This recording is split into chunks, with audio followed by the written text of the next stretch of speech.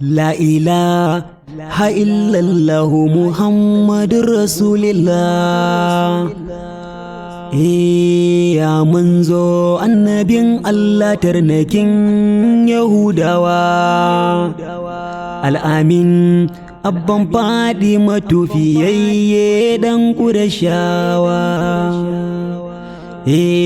Assalamu alaika ya manzo annabi dan Larabawa, mai tausayin mu mai kaunar mu annabin annabawa. Sanda manzo yake mana yafi sanda iyaye suke mana, mu yawaita yin salati ga annabi dan Amina, ga nutsuwa ga murmushi ga haƙuri ga annabina. Allah ya bashi bai wanda duk halittu ba kamar sa, yana da juriya ga yafiya, yafi kowa so a zauna lafiya. Shi annabi ɗan gatan Allah ne mai gaskiya.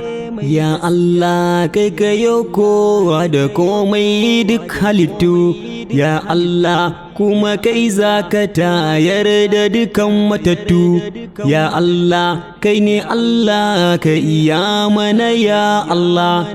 Ya Allah ka ba mu ikon kwaikwayon annabinka Allah, annabin rahama manzo albarkacin sa muke ci. Ya fi kowa kyautata sallah, ya fi kowa bin Allah.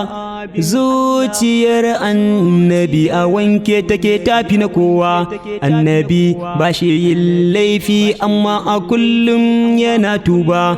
Ya kamata mu ma mu dage mu kwaikwaye shi mu rinka tuba. Darajan annabi har matsayinsa tabbas ya fi kowa.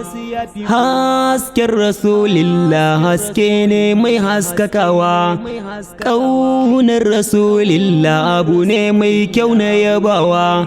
Salati ga manzan Allah mi ta yi ‘yan uwa. Annabi in yana tafiya manzo kamshi yake yi. Annabi kyakkyawan balarabe ne mai wushirya. Annabi shine shugaba ga kowa duka duniya. Annabi shi Allah ya bawa alkur'ani guda ɗaya. Annabi ya Muhammadu ya fi kowa kyan halitta. Annabi shayabo al-Mustafa mai ado da tsafta. Annabi ya Allah ka ƙara mana ƙaunar shi. Annabi mita yabansa da ambatansa babu fashi. Annabi annabin ƙarshen duniya mai girma. Annabi sallallahu alaihi wasallam. Allahumma salli ala Muhammadin wasallim.